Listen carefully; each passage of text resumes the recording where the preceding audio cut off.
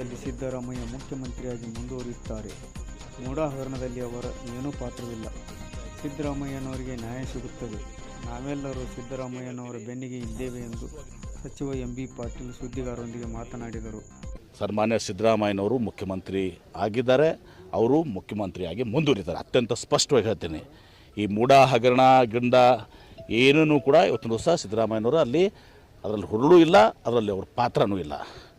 ಯಾರಾದರೂ ತಿಳ್ಕೊಂಡಿದ್ರೆ ಈ ಮೂಡಾ ಹಗರಣದಲ್ಲಿ ಸಿದ್ದರಾಮಯ್ಯನವ್ರಿಗೆ ಹಾಗೆ ಆಗ್ತದೆ ಹಿಂಗೆ ಆಗ್ತದೆ ಅಂತೇಳಿ ನೀವು ಮಾಧ್ಯಮದಲ್ಲಿ ಇವ್ರ ಮಾತು ಕೇಳಿ ಹಾಕ್ತಿರ್ತೀರಿ. ಅದು ಯಾವುದೂ ಆಗೋದಿಲ್ಲ. ನ್ಯಾಯದಲ್ಲಿ ನಿಶ್ಚಿತವಾಗಿಯೂ ಕೂಡ ಸಿದ್ದರಾಮಯ್ಯನವ್ರ ಪರವಾಗಿಯೇ ಆಗ್ತದೆ, ನ್ಯಾಯ ಸಿಗ್ತದೆ. ಆವಾಗ ಈ BJPಯವರು ಪಶ್ಚಾತ್ತಾಪ ಪಡುವಂಥ ಪ್ರಶ್ನೆ ಹೇಳಿದ್ದೆ ನಾನು ಬರ್ತದೆ. ಸಿದ್ದರಾಮಯ್ಯವರು ಮುಖ್ಯಮಂತ್ರಿ ಆಗಿದ್ದಾರೆ, ಸಿದ್ದರಾಮಯ್ಯವರು ಮುಖ್ಯಮಂತ್ರಿಯಾಗಿ ಮುಂದುವರಿತಾರೆ. ಅದ್ರಾಗ ಯಾವುದೂ ಸಂಶಯ ಬೇಡ, ಸ್ಪಷ್ಟವಾಗಿ. ಮತ್ತು ನಾವು ಎಲ್ಲರೂ ಗೊತ್ತಿನ ದಿವಸ ಹೇಳ್ತೀನಿ, ಎಲ್ಲರೂ ನಾವು ಸಿದ್ದರಾಮಯ್ಯ ಜೊತೆಗಿದ್ದೀವಿ. ಕ್ಯಾಬಿನೆಟ್ನಲ್ಲಿ ನಿರ್ಣಯ ಮಾಡಿದ್ದೀವಿ.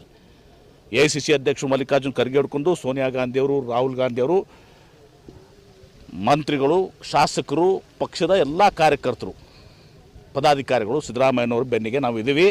ಹೀಗಾಗಿ ಆ ಒಂದು ವಿಚಾರದಲ್ಲಿ ನಾನು ಭಾಳ ಸ್ಪಷ್ಟವಾಗಿ ಹೇಳ್ತೀನಿ, ಸಿದ್ದರಾಮಯ್ಯವರು ಮುಖ್ಯಮಂತ್ರಿ ಆಗಿದ್ದಾರೆ, ಮುಖ್ಯಮಂತ್ರಿಯಾಗಿ ಮುಂದುವರಿತಾರೆ.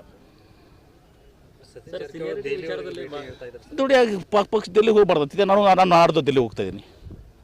ಯಾಕೆ ಹೋಗ್ತಾಯಿದ್ದೀನಿ ಅಂದರೆ ನಾನು ಕೆಲವೊಂದು ನಮ್ಮ ಕೇಂದ್ರ ಸಚಿವರನ್ನ ಭೇಟಿಯಾಗಿ ಹೋಗ್ತಾಯಿದ್ದೀನಿ. ಅದರ ನಂತರ ಅಂಬಾಸಿಡರ್ಸ್ ಭೇಟಿ ಆಗೋದಿದೆ. ತಪ್ಪೇನು ಒಬ್ಬರು ದಿಲ್ಲಿಗೆ ಹೋಗ್ತಿರ್ತಾರೆ, ಪಕ್ಷದ ವರಿಷ್ಠರನ್ನ ಭೇಟಿಯಾಗಿ ಆಗ್ತಿರ್ತಾರೆ. ಏನು ತಪ್ಪಿದೆ ಅದರಲ್ಲಿ?